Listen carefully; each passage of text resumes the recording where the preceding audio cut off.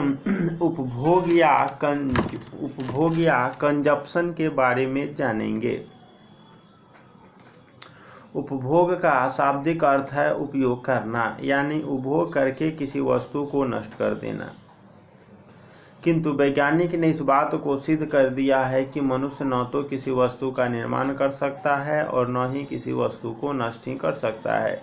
भोजन बनाने के लिए हम कोयले का उपयोग करते हैं। कोयला जलाने से ऐसा जान पड़ता है कि कोयला नष्ट हो गया, परंतु वास्तव में कोयला गर्मी, आंच एवं प्रकाश में बदल जाता है और उसी से हमारा भोजन तैयार हो जाता है। अतः यह कहा जा सकता है कि कोयला नष्ट नहीं हुआ, वरन कोयले की उपयोगिता नष्ट हो गई। इस प्रकार उपभोग का अर्थ है किसी वस्तु की उपयोगिता को नष्ट करना। मनुष्य जब किसी वस्तु के उत्पादन करता है तो वह वस्तुओं की अधिक उपयोगी बनाता है, यानी उसकी उपयोगिता में ही वृद्धि करता है। उदाहरण के लिए बढ़ई, कुर्सी या मेज बनाता है तो वह किसी नई वस्तु का निर्माण नहीं करता, वरन केवल लकड़ी के कुंदे की उपयोगिता में वृद्धि करता है। जिस प्रकार उत्पादन से उपयोगिता में वृद्धि होती है, उसी प्रकार जब हम अपनी आवश्यकताओं की पूर्ति के लिए किसी वस्तु का उपयोग करते हैं तो हम उस वस्तु को नष्ट नहीं करते, वरन उत्पादन के फलस्वरूप उसमें जो उपयोगिता आती है उसी ही नष्ट करते हैं। अतः मानवीय आवश्यकताओं की संतुष्टि के लिए वस्तुओं एवं सेवाओं के प्रत्यक्ष उपयोग को ही उपभोक्ता कहना उचित होगा। मनुष्य की आवश्यकताओं की संतुष्टि के लिए वस्तुओं अथवा सेवाओं का प्रत्यक्ष या अंतिम प्रयोग ही उपयोग है। उपयोग को प्रतिकूल उत्पादन समझा जा सकता है।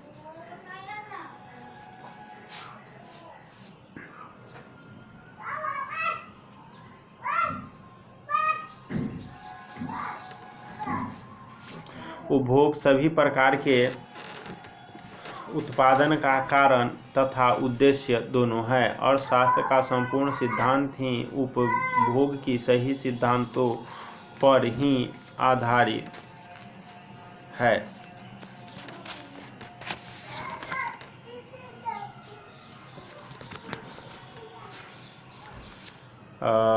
उपभोग की प्रतिबंध या बाधाएं निम्न है। आदत, फैशन तथा सामाजिक रीति रिवाज। 2 में है उत्पादकों का संगठित होना। 3 में है अज्ञानता। 4 में है उपभोग की सीमित आय। 5 में है विक्रय एवं विज्ञापन कला। 6 में है एकाधिकार की स्थिति। 7 में है राजकीय हस्तक्षेप। 8 में है वैज्ञानिक एवं प्राविधिक योग्यता एवं ज्ञान का अभाव। 9 में है प्रमाणित उत्पादन। 10 में है राशनिंग। पूंजीवाद के अंतर्गत उपभोक्ता की सार्वभौमिकता। पूंजीवाद अर्थव्यवस्था में उपभोक्ता सम्राट की तरह होता है। इस प्रकार की अर्थव्यवस्था में सभी प्रकार के उत्पादन का एकमात्र उद्देश्य उपभोक्ता अपनी आवश्यकताओं की संतुष्टि है। पूंजीवाद के संपूर्ण आर्थिक व्यवस्था अंतिम उपभोक्ता के हाथ विक्रय पर ही निर्भर करती है। इस प्रकार पूंजीवाद के अंतर्गत उपभोक्ता के ही सर्वोच्च सत्ता प्राप्त करती है, यानी उपभोक्ता ही सम्राट होता है। पूंजीवादी अर्थव्यवस्था में उत्पादन व्यवस्था का उद्देश्य उपभोक्ताओं पूंजीवाद में उन्हीं वस्तुओं का उत्पादन होता है जिनकी उपभोक्ता मांग करते हैं। बेनहम के अनुसार जिस वस्तु तथा कितना उत्पादन होगा इस बात पर निर्भर करता है कि उपभोक्ता की चुनी हुई इच्छाएं या पसंद क्या है और वे किन किन रूप में व्यक्त होती है। इनकी मांग ही यह प्रबल शक्ति है जिससे पूरी उत्पादन प्रणाली का नियंत्रण होता है। यद्यपि पूंजीवादी आर्थिक व्यवस्था में उत्पादन के ऊपर बाजार का गोचर एवं शक्तिशाली नियंत्रण रहता है, फिर भी पूंजीवादी उत्पादक अपनी इच्छानुसार किसी वस्तु या उत्पादन नहीं कर सकता। वह केवल बाजार में बिकने वाली वस्तुओं का ही उत्पादन करता है। इस प्रकार पूंजीवाद में उत्पादन की न केवल किस्म वरन मात्रा भी उपभोक्ता की मांग के द्वारा ही निश्चित होती है, और मांग की इसी अदृश्य शक्ति की क्रियाशीलता के द्वारा पूंजीवादी व्यवस्था में लाभ के लिए उत्पादन स्वतः उपभोग के लिए उत्पादन में बदल जाता है। पूंजीवादी अर्थव्यवस्था के अंतर्गत उपभोक्ता ही सम्राट है और उसकी सेवा करने के लिए उद्योग का सबसे प्रबल सेनापति भी अवश्य ही सदैव तैयार रहेगा। उपभोक्ता की तुलना एक मतदाता से करते हैं। जिस प्रकार लोकतंत्रीय व्यवस्था में जनता जनमत द्वारा शासन को नियंत्रण करती है, उसी प्रकार उपभोक्ता भी अपने द्रव्य रूपी वोटों से उत्पादन की जाने वाली वस्तुओं के मात्रा तथा प्रकार पर नियंत्रण करता है। यद्यपि उपभोक्ता अपने द्रव्य की आवश्यक, अच्छी तथा सुंदर वस्तुओं की जगह विलासिता की वस्तुओं पर व्यय करता है, तो उत्पादन ऐसे ही वस्तुओं का उत्पादन करेगा।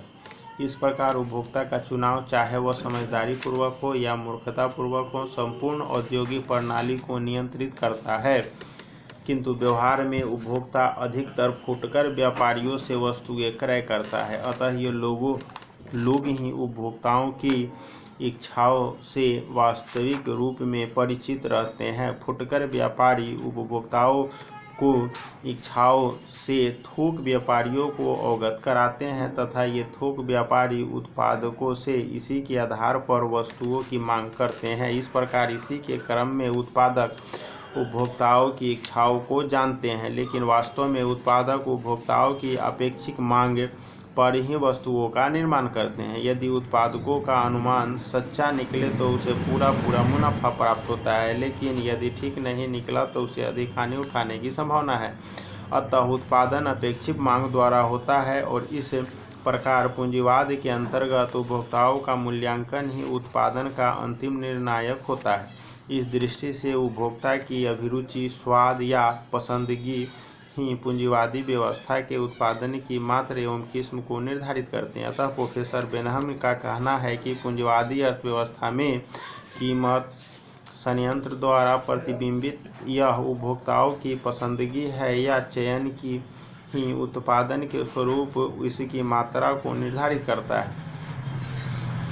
वास्तविक स्थिति, लेकिन वास्तव में पूंजीवाद के अंतर्गत उपभोक्ता अपनी सर्वोच्च सत्ता का प्रयोग नहीं कर पाता। उपभोक्ता की सर्वोच्च सत्ता केवल एक सैद्धांतिक तथ्य की तरह है और व्यवहार में कुछ दूसरा ही होता है। पूंजीवाद में उत्पादन उपभोक्ताओं की मांग के अनुमान पर किया जाता है, किंतु उत्पादन पर उपभोक्ता के इस अप्रत्यक्ष नियंत्रण को उपभोक्ता का शासन नहीं कहा जा सकता। इसके विपरीत वास्तविक यह है कि पूंजीवाद में उपभोक्ता अत्यंत दुर्बल होता है। वह अधिक से अधिक अपनी सहमति दे सकता है, शासन करने या आज्ञा देने की स्थिति में नहीं होता। पूंजीवादी व्यवस्था में उपभोक्ता वस्तुतः पूंजीपतियों के हाथ की कठपुतली की तरह रहता है तथा उत्पादन में उत्पादक बहुधा उपभोक्ताओं को सर्वोच्च स्थान नहीं देता। अतः इस संबंध में कहा जा सकता है उपभोक्ता इतना निर्कुंज सम्राट नहीं होता जितना कि वह समझा जाता है। अधिक से अधिक वह एक वैधानिक सम्राट की तरह होता है जो राज्य तो करता है परंतु शासन नहीं। ओके।